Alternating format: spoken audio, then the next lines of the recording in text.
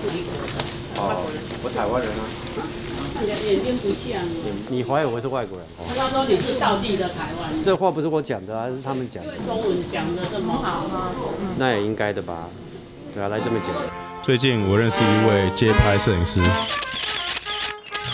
虽然他是30多年的居民，也放弃了原本的美国籍，对于还不太认识他的人，还是有点难接受。他就是台湾人。当台湾人的时间比当美国人的还要久，19岁来的。放弃美国籍，一定是因为你很喜欢台湾吧？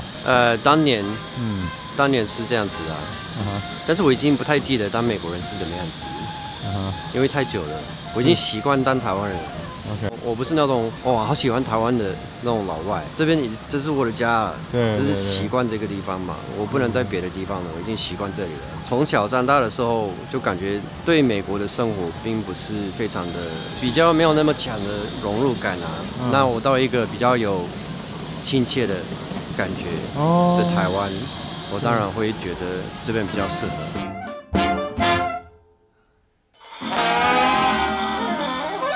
今年在台湾已经几年了？30多年了。遇到新朋友，他们最常问你的问题是什么？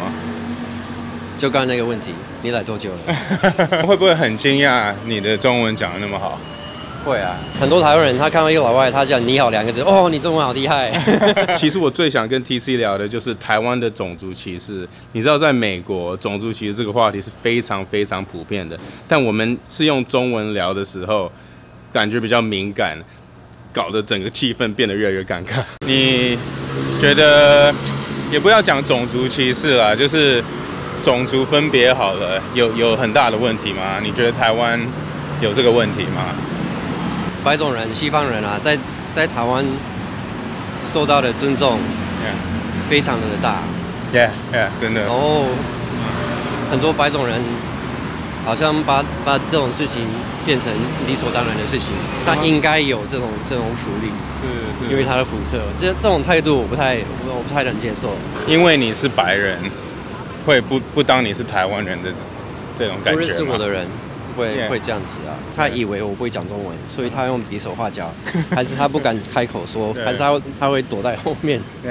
对啊，这个我可以理解他为什么要这样子。 因为可能他觉得说，哦，去我不会讲英文，对，但是变成我的不便，那我就跟他讲台语啊。所以你也想讲台语，没办法，会晓讲一点点。觉得台湾怎么样？在这边住那么久 ，actually这是一个不好的问题，对不对？因为我把你当我根本就是把你当个老外，这根本就是你的家嘛。这个是问一个刚来的人吧，就像我问你，哎，你觉得当男生怎么样？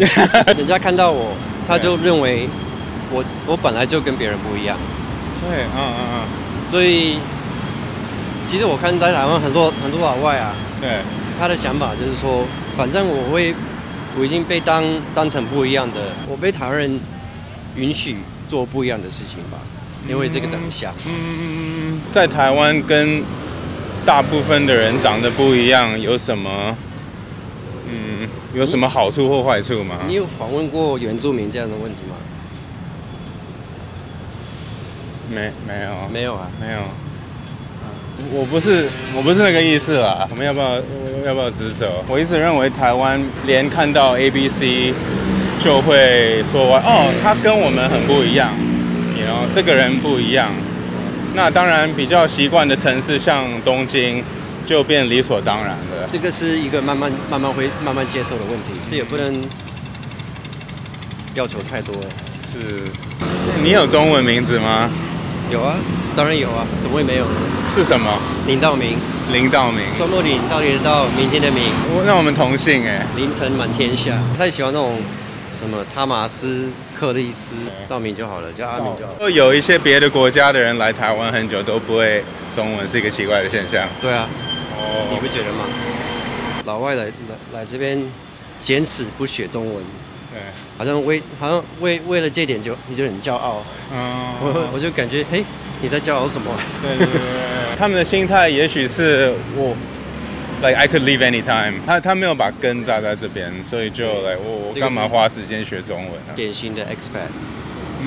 可是看到你中文讲那么好，就蛮了解就是你的根是扎在这块土地。你不觉得那个是应该的吗？当然有人可以笑我啊，台语讲没好，台北的人都没嗲讲。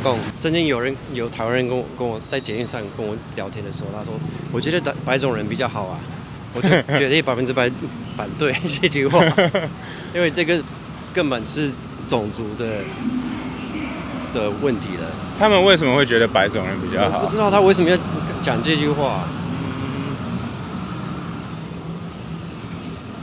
但是他以为你会说对啊，当个白人还不错。才不，白种人的问题太多了。你只要看历史，你就那个西方国家出卖很多别的国家。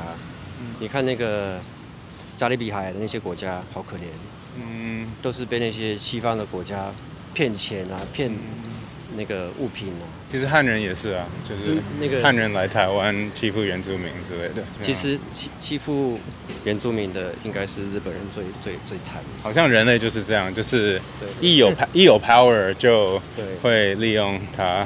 这个是苦茶哦，好啊。我先写英文啊。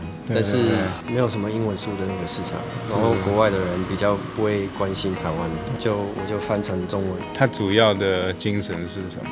如何适应这个新的环境？这本是你的节拍吗？很多人是用那个猎人的心态去拍，就是我要抓，我是去观察，对，然后去欣赏。我欣赏你我才会拍。当年的4月1号，那个张安乐，不是要去宣布说他要去攻击什么进去立法院吗？对。然后我那天我看到那个警察本来是面对，他是包围的，对，他是面对立法院，但是那天他们就转身缅怀。OK。我这句话讲给美国人听。他们站起来鼓掌，我们有这个力量，我们可以改变世界的年轻人的那种精神。后来我们聊天累积的尴尬就被解放了，也许是因为用了他的语言，也是我小时候最小去幼稚园第一个学到的语言。During the interview, it was kind of difficult to answer some of my questions. Yeah, because I'm still trying to figure out exactly what my place is in the society. And I know too many people, Western people, who they're that guy, and it's almost always a guy that's just spends all his time complaining about Taiwan. And they don't seem to recognize the inherent advantages that they have because they're Westerners, that they look like Westerners. Right. So I don't want to be that oblivious, you know. I think that you should know where this is coming from. Was kind of leading you to complain about being a Westerner, right? So that's why What am I going to complain about? Taiwan is too good, if anything, too good to Westerners. Because I mean, I have a lot of things to complain about, you know, being in America. You know, so I was thinking. Well, you have challenges here. Yeah. People assume that your Chinese is perfect. Right? They think that you should until I speak. Right. So, and if you don't have a certain level of Chinese, people are like, "Oh, you should because you look like you do." Yeah. They're like, "Why is your Chinese like?" Yeah. So we have different people. I say anything stupid in Chinese, and like, "Oh my God, your Chinese is wonderful." Right. So that's a 双重标准. Right? It's a double standard. Yeah. That shouldn't be. Yeah. But that's just the way things are. Right. But I mean, I appreciate it. I know. When people compliment me on my Chinese, it might not be sincere. It might not mean that my Chinese is any good. Right. It might just be polite. Right. But okay, thank you for being polite. 你的中文很好。对。谢谢. But I mean, I appreciate. I mean, if I didn't look the way I do, I wouldn't get those compliments. If you want to call them compliments, yeah. I think it's just like, whoa, thank you. For like respecting our culture so much, and then there's plenty of examples where white people don't. You know that movie, The Beach? I have not seen that. There's the whole that kind. Western guy comes in and saves the day story. Yeah. Like Dances with Wolves, or Avatar, or The Samurai. Yeah. What is The Last Samurai? Right. And like in my book, some of the problems people have in my book is like you have this non-Chinese guy coming in. Yeah. He looks like a Westerner, and he doesn't save the day. Right. He doesn't change anyone's opinions. He just sort of learns how to be a soldier in Taiwan. Right. And that's it. And there are people like, that's it? You didn't. Yeah. You didn't save the thing. day. You're supposed to do the thing. You You're didn't do the supposed thing. to be the hero, right? Yeah, Like, but I didn't do that. And people are like, oh, well, that's disappointing. Right. If someone were to make a movie out of my experience in the Army here, I just know that the people in Hollywood would be like, well, okay, where's the part where he saves the day? Make them come to appreciate Western ways, which I do not do. And I don't want to do. Right. You know, I'm not here for that. Yeah. Like people say, oh, you just like it here because of the way Taiwanese treat you. Right. But my answer to that is I don't like a lot of the way I'm treated. I don't like the special treatment that I get. That's why I never taught English here. Okay. That's why I worked as a camera assistant from the bottom up. What I like is the way Taiwanese people treat each other. And that's what I hope to attain someday. You know, I'd have it in some respect with many people. I'm never going to get it completely, obviously, but you know, you do what you can. Right. Cool. Thank you. Do you ever feel like you're a different person if you're speaking? Exactly. Totally. Yeah. Seriously. So I say things in English that I wouldn't normally say, because this is something that you wouldn't say. Do you ever feel like you're a different person if you're speaking? Exactly. Totally. Yeah. Seriously. So I say things in English that I wouldn't normally say, because this is something that you wouldn't say in Chinese. It's sort of distant right now because I've been here for so long that I don't really speak English anymore. Right. You know, yeah. I do know a couple. They're both bilingual, and they say they usually talk in Chinese, but when they argue, it's in English. Huh. You know, and I'm like, why? Why is that? And then I don't know. They don't know either. But it might be more precise. When I'm in a group of Taiwanese people, Right. obviously I don't see myself. So other people see, oh, look, there's this group of Taiwanese people and one Western person. Right. I don't see that. I just see a group of Taiwanese people. But when I'm with a group of Westerners, I feel kind of strange. Like the foreigners who were going to go to Beijing. Okay. And it was canceled because of Tiananmen.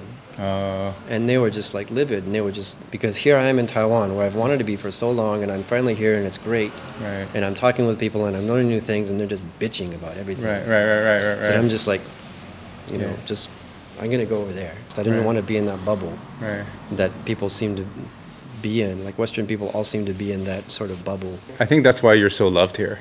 Am I loved? I think so. I mean, compared to the ones with that different script that you were talking about. I think Taiwanese people can feel it.